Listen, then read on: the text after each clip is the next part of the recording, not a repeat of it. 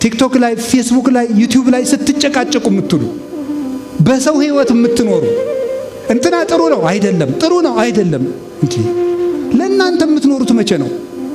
ስለ ጳጳሳት ስትጨቃጨቁ የቤተ ክርስቲያን ጠበቆች አሉ። እንደውም አንድ መምህር ባለፈው ብላለኝ እኔ የዚህ ዘመን ሰው በዘመኑን ሁሉ የሰራውን ኃጢአት ስለ ቤተ ክርስቲያን በመጨቃጨቅ የተሸፈነለት እየመሰለው ነው መሰላለኝ። እውነቱን እኮ ነው። በመጨቃጨቅ በቃ በሰው ህይወት ሁላችሁ ለእናንተ የምትኖሩት መቼ ነው? የምትዘፍኑ ለዲያብሎስ ነው።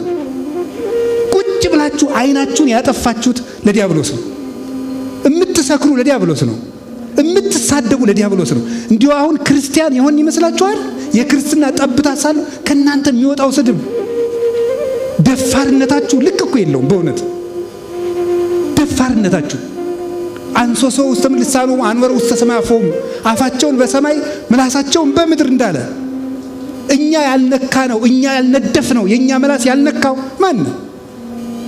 ፓትርያርክ አይቀርም፣ ጳጳስ አይቀርም፣ መምህር አይቀርም፣ አለቃ አይቀርም፣ መነኩሴ አይቀርም፣ ቄስ አይቀርም፣ ሽማግሌ አይቀርም፣ የቤተ ክርስቲያን ጠበቆች አይደረስም። በሰው ህይወት አንዳንድ ጊዜማ የሰው መካር እንዲሁም ቅዱስ ዮሐንስ አፈወርቅ የሚለው ልንገራችሁ። አንተ ሞኝ ከራስ ቤት በድን እያለ ከሰው ለቅሶ ትሄዳለህ እንዴ ይላል። መጀመሪያ አንተ በድን አትቀብርም እንዴ? አንተ ግብዝ መጀመሪያ ካንተን አይን ያለው ምሰሶ አውጣ ብሏል ጌታም በወንጌል። ግርማ አውጽ ሰሮ የማይንከ ከዚያ በኋላ ወንድምህን ጉድፍ አጥርተህ ታያለህ። የመፍረድ ኃጢአት ሰልጥኖብናል። የመፍረድ ኃጢአት ጻድቅ ኮናኝ። እንዲያውም በዜና አበው ቅዱስ መቃርዮስ ምን ብሎ ይናገራል? በሰው ኃጢአት የሚፈርድ ሰው ያንዱን የእግዚአብሔር ልጅ ስልጣን የሚቀማ ሰው ነው ይላል።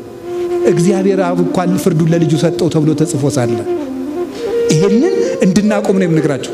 እንደው ሰው እየመከር የራስ ቤት እያፈሰሰ የሰው ቤት ልትከድን ትሄዳለህ ወይ?